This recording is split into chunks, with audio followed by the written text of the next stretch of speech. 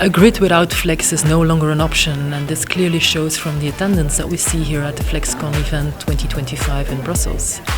We also see that a lot of things are happening in the solution space, but I believe as an industry we still have a few steps to take in order to make it possible to really have that offer you cannot refuse towards the end consumer, because that will really lead to unlocking flexibility at scale.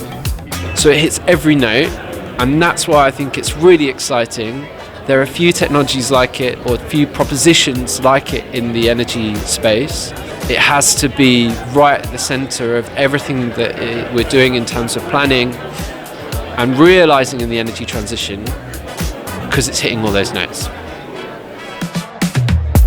I think that in the coming years we will need to work more on how local flex markets can integrate well with other mechanisms such as flexible connection agreements and tariffs, but also how they can better integrate with other markets, especially balancing, so that we can enable value stacking for the FSPs so that they choose to be in both local flex markets and balancing markets at the same time.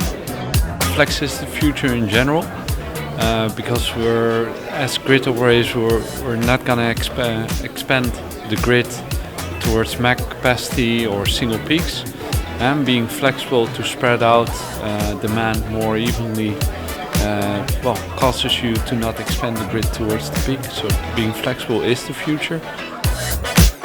Flexibility is a resource that provides services for security supply, capacity in the grid, and also they make it in a most competitive way. So I will say altogether it does bring a lot of opportunities for the electricity sector and for the energy sector as a whole in Europe.